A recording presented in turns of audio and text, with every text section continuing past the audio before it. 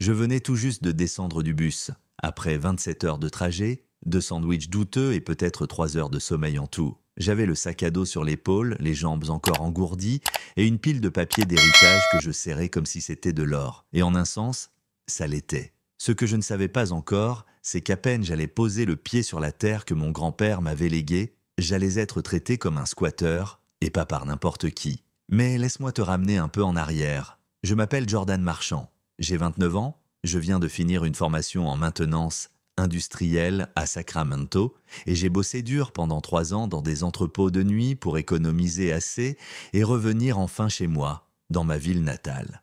Little Rosedale, Oklahoma. C'est là que mon grand-père, Augustin, m'a élevé après que mes parents soient morts dans un accident. Un homme de la vieille école, peu bavard mais solide. Le genre à réparer un moteur avec un bout de fil de fer, à se lever avant le soleil et à considérer chaque poignée de main comme un contrat. Quand il est mort l'hiver dernier, je n'ai même pas eu le temps de lui dire au revoir. Mais quelques semaines plus tard, son notaire, maître Dugré, m'a contacté. Il m'avait tout laissé, le ranch de 80 hectares, la maison, la grange, les outils, le terrain. Sans dette, sans frais, sans piège, juste pour moi. J'étais encore dans ce mélange étrange d'émotions et de nervosité quand j'ai pris le taxi depuis la gare. Et là, à quelques kilomètres du ranch, j'ai vu un truc qui m'a glacé le sang. Un panneau, planté dans l'herbe au bord du chemin de gravier, « Bienvenue à la communauté Ashoa des Prairies Bleues ». Je me suis penché vers le chauffeur. « Excusez-moi, c'est nouveau ça ?» Il a haussé les épaules. « Il y a une femme qui s'est installée il y a pas longtemps.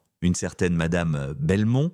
Elle a commencé à faire des réunions, poser des règles, distribuer des amendes. Personne ne l'a élue, mais elle agit comme si elle possédait tout le quartier. Je ne sais pas si c'était la fatigue, l'adrénaline ou la peur, mais j'ai senti mon estomac se tordre.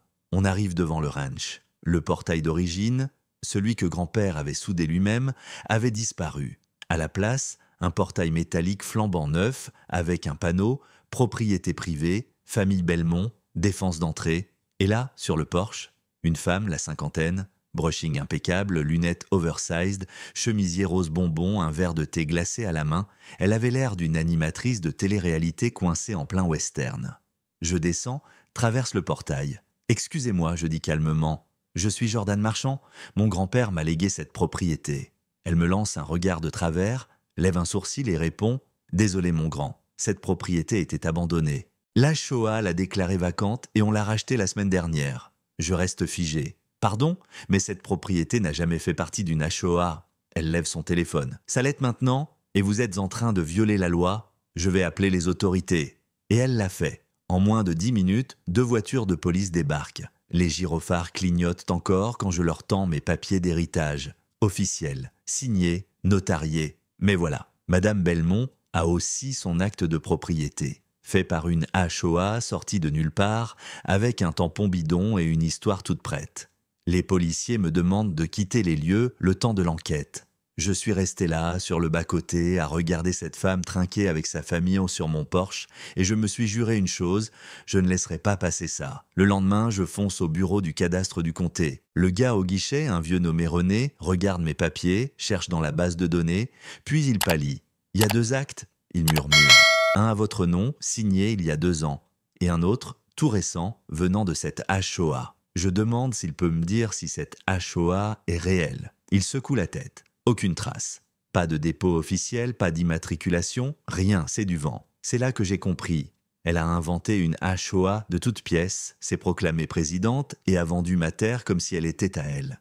Et elle n'en était pas à son coup d'essai. J'ai trouvé une avocate, Élise Grimaldi, une vraie lionne. Elle m'a rappelé le jour même. Jordan, cette femme, elle a déjà fait ça 2 fois dans d'autres comtés. Même méthode, personnes âgées, HOA bidon, vente éclair. On a lancé une procédure d'urgence, bloqué les transactions, mais Karen, Madame Belmont, n'a pas reculé. Elle a commencé à me salir partout, me traiter de malade mental, d'obsédé, d'agresseur. Elle a même demandé une évaluation psychiatrique devant le tribunal et pendant ce temps, elle organisait une fête sur mon ranch, chapiteau géant, DJ country, barbecue et des formulaires d'adhésion à son HOA posés sur une table en plastique. Mais elle avait mal calculé. Des voisins ont commencé à douter. Madame Dufour, une voisine de mon grand-père, a filmé les ouvriers qui arrêtaient les travaux après l'injonction. Elle a partagé la vidéo sur Facebook. Elle est devenue virale en une nuit.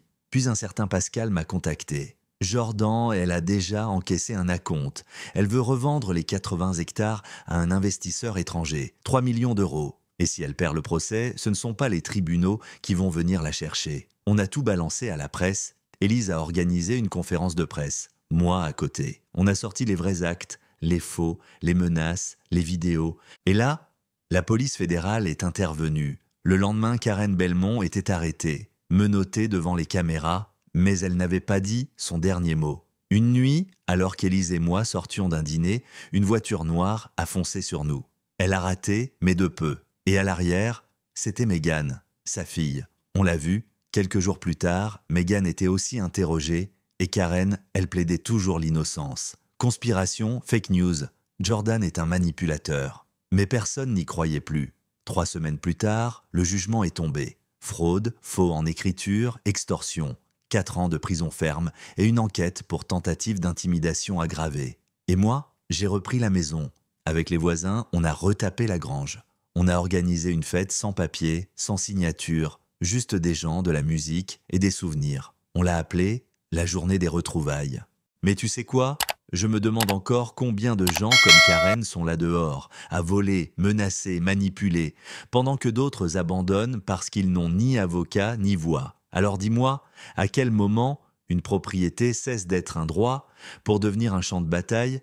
Tu penses qu'elle mérite plus que 4 ans? Tu penses que la justice a fait son boulot? Ou est-ce qu'on a juste eu de la chance cette fois? Dis-moi ce que t'en penses dans les commentaires. Parce que là, franchement, j'aimerais bien savoir si t'aurais tenu aussi longtemps que moi.